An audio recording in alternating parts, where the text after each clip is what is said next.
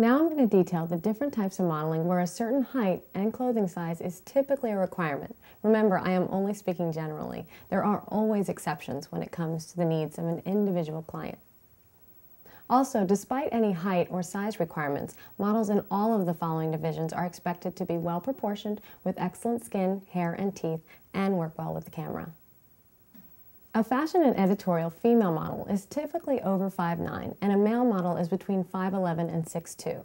They usually have a unique or striking look. The jobs associated with these divisions are typically editorial spreads for fashion magazines like Vogue, Cosmopolitan, or Glamour. This type of modeling would also cover ad campaigns for the major designers like Calvin Klein, Betsy Johnson, or Donna Karen.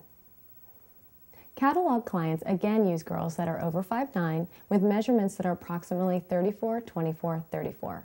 Male models are between 6 foot and 6'2", with a suit size anywhere from 39 to 42. These requirements are generally set because the clothing used on the day of the shooting are samples. They have not gone into production yet, and the client only has one size to choose from. Given this fact, it is important that the model fits the clothing as best as he or she can to avoid a lot of pinning. This wastes time and money for the client. Runway models have the same height and size requirements that were previously listed, but can vary in smaller markets other than New York City. A small fashion show at your local mall probably won't require you to be a certain height or size. Runway clients typically hire those models that have experience walking on a runway. A good runway model works well under pressure and walks the runway with confidence and her own unique style. Showroom models are used when department stores and boutiques visit wholesale manufacturers and designers to fill their store with the newest styles for the upcoming season. For example, a department store like Macy's will visit a clothing designer like Calvin Klein to see his new line of clothing for each season. There are 4 weeks per year that serve as market weeks for fall, winter, spring, and summer.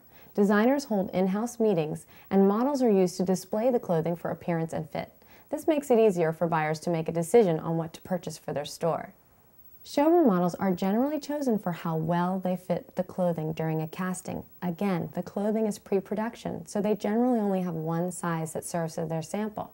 The model that fits their clothing best is usually chosen since no pinning can be done. These are live events and the buyers would see these types of alterations. With fit modeling, you're basically the mold to which the clothing is made. You must be a perfect size. For example, a woman may be an exact size 8, or for a man, a perfect 34-inch waist. These are only examples. The actual size depends on the client's individual needs. If chosen for this type of work, you cannot fluctuate in your size while the clothing is being fitted to your body. It usually takes up to 2 months for samples to be created, so these models have to be very careful not to gain or lose any weight during this period of time, or you'll have to be replaced. For those who get a fit client, it can be very lucrative. These jobs can pay up to $200 per hour and can be very consistent work. A plus-size model is the term used for a female model larger than the standard U.S. size 8. They primarily model in clothing for consumers wearing a dress size 14 or higher. The requirements for plus-size models are no different than those of high fashion models, except for larger overall bust, waist, and hip measurements. They all must have excellent skin, hair, and teeth, and work well with the camera. Plus-size models can be found in advertising campaigns, magazine editorials, runway, live TV work, and commercials. Check out our next video detailing the modeling divisions where height and clothing size is not a requirement. This is Christina Dehart on ExploreModeling.com.